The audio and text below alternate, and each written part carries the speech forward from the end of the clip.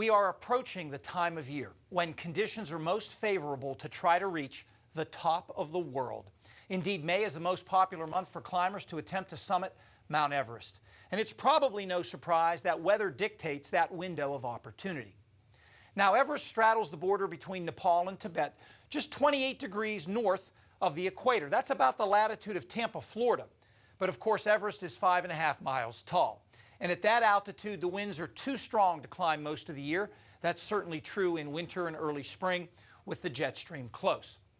But by May, the speediest winds retreat north, opening a short window to go for the summit. Historically, May 15th to 25th has been the most popular time.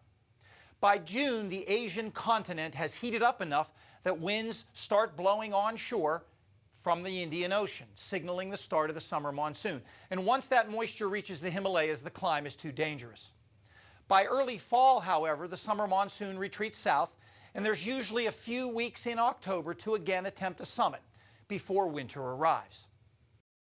Everest was first conquered on May 29, 1953, by New Zealand mountaineer Edmund Hillary and local Sherpa Tenzing Norgay. As of this past December, nearly 6,100 people have summited the mountain, accounting for more than 10,600 total summits.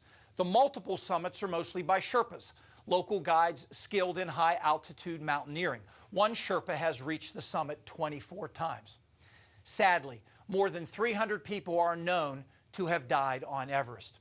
The deadliest day was April 25, 2015, when a 7.8 magnitude earthquake caused an avalanche, killing 19 people at base camp. There are two standard routes to the summit. About a third of all attempts start from the north side in Tibet, while 2/3 come from the south in Nepal. The base camp for that route is at 17,500 feet, and to get to the top, 4 other high-altitude camps are set up ahead of time by advanced crews of Sherpas who fix the ropes and ladders for the climb and carry food and supplies.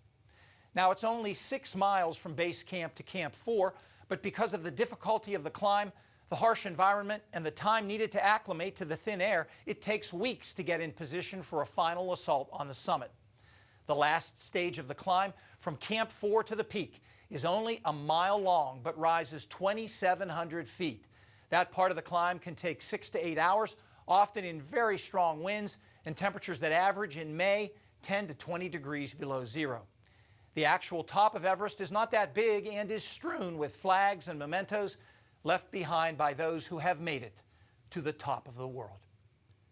Though Hillary and Norgay are credited with the first Everest ascent, it's possible that the summit was reached 29 years earlier, in 1924, by British mountaineer George Mallory, whose motivation to climb Everest is immortalized in his words, "Because it is there."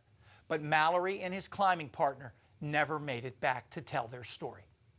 Stay tuned. Our extended forecast is next.